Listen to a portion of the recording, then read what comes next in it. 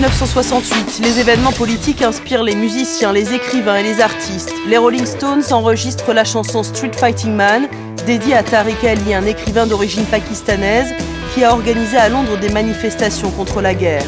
Le poète cubain Heberto Padilla publie Hors-jeu, un nouveau recueil de vers où il critique Castro et l'URSS. Des actionnistes autrichiens organisent une performance intitulée L'art et la révolution.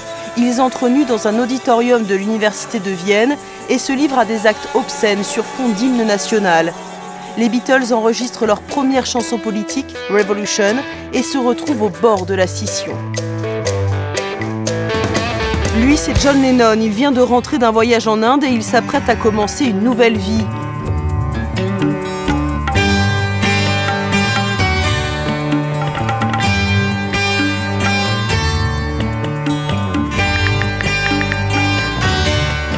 Leurs impressions de voyage inspirent aux Beatles un nouvel album intitulé A Doll's House.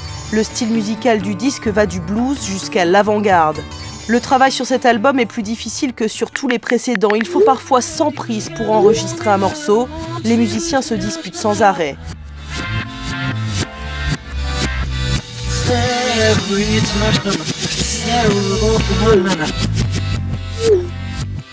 À part leur désaccord artistique, il y a une autre raison.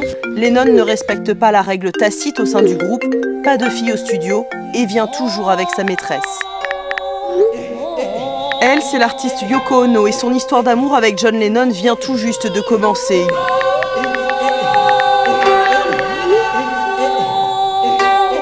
Yoko Ono est japonaise, elle a longtemps vécu aux États-Unis où elle faisait de l'art expérimental.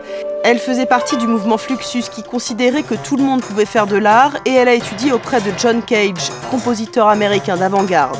Ses travaux sont des objets conceptuels ouverts à l'interaction avec le spectateur. En 1966, Yoko Ono a déménagé à Londres en quête d'inspiration. C'est là qu'elle a rencontré Lennon pendant l'une de ses expositions. Il avait escaladé une œuvre. En 1968, leur amitié devient une histoire d'amour passionnée. Début mai, la femme de Lennon, Cynthia, part en vacances en Grèce et John invite Yoko chez lui.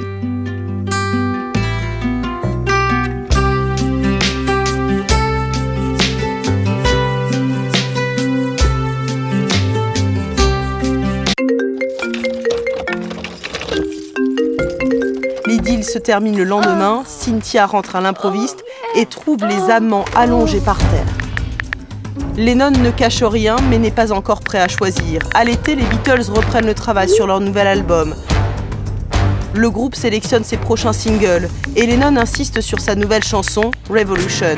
Elle a été inspirée par les turbulents événements de l'année, les manifestations de masse des étudiants, la guerre au Vietnam, mais d'une manière inattendue, Lennon appelle les manifestants à refuser les actions violentes et critique ceux qui aspirent à la destruction.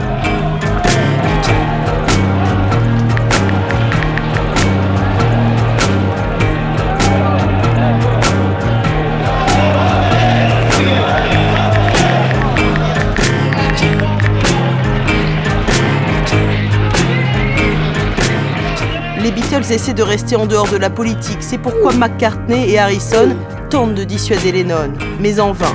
Le 11 août, la chanson est enregistrée sur la face B du single Hey Jude et envoyée personnellement aux personnalités les plus importantes de Grande-Bretagne. Le morceau est dézingué par la critique. Tout le monde accuse les Beatles d'être engagés. Les journalistes de gauche sont très déçus par Lennon. La chanteuse américaine Nina Simone se joint à la polémique. Elle enregistre sa propre chanson avec le même titre.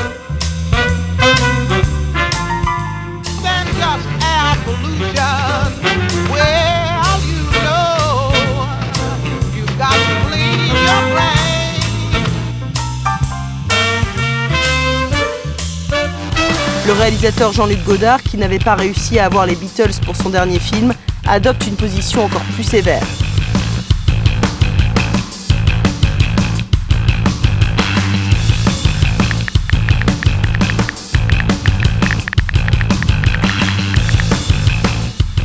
Comme si ça ne suffisait pas, au cours d'une des nombreuses disputes, Ringo Starr annonce qu'il quitte le groupe.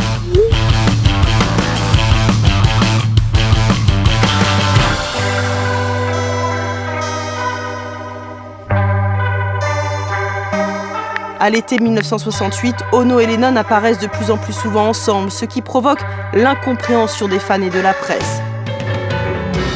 Ils composent leur album « Two Virgins ». Ce sont des chansons expérimentales qui ne plaisent quasiment à personne. Apprenant qu'Ono est enceinte, Lennon décide de demander le divorce. Mais Cynthia, découvrant cette grossesse, fait une demande officielle de divorce en accusant John d'adultère.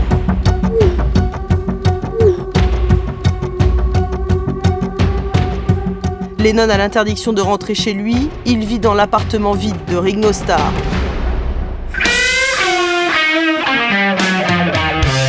C'est là que de vrais ennuis s'abattent sur le couple. Un matin, ils sont arrêtés pour détention de stupéfiants, un demi-kilo de morphine et 14 grammes de hashish.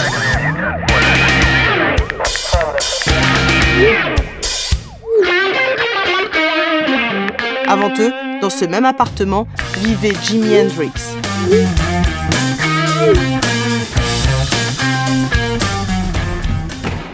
Pour éviter qu'Ono soit reconduite à la frontière, Lennon avoue tout. Lennon s'en tire avec une amende et un avertissement.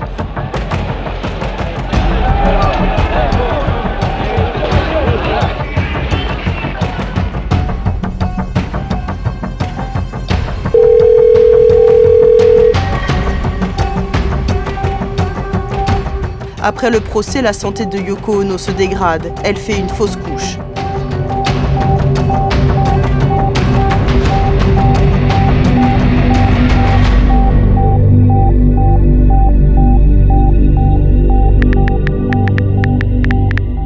Lennon réenregistre le texte de Revolution.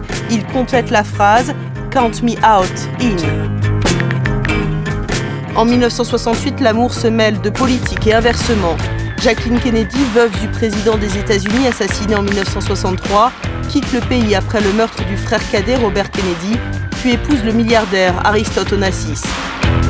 L'actrice française Marina Vladi entre au Parti communiste pour pouvoir se rendre sans entrave en URSS et voir le chanteur Vladimir Vysotsky. À Los Angeles, le révérend Troy Perry marie un couple d'hommes latino-américains. En septembre, Ringo est revenu derrière la batterie.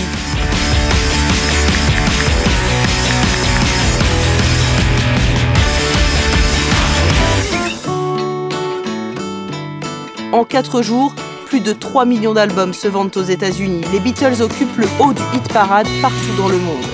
Pas de titre, pas de couverture, rien que du blanc. Yoko Ono et Lennon se marient le 20 mars 1969.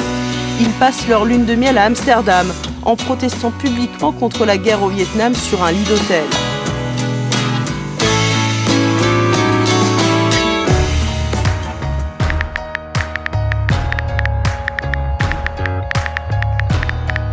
Pour protester contre la politique de son pays, Lennon rend sa médaille de l'Ordre de l'Empire britannique dont la reine l'avait décorée 4 ans plus tôt. Les relations entre les Beatles ne cesseront de se dégrader jusqu'à leur séparation en avril 1970.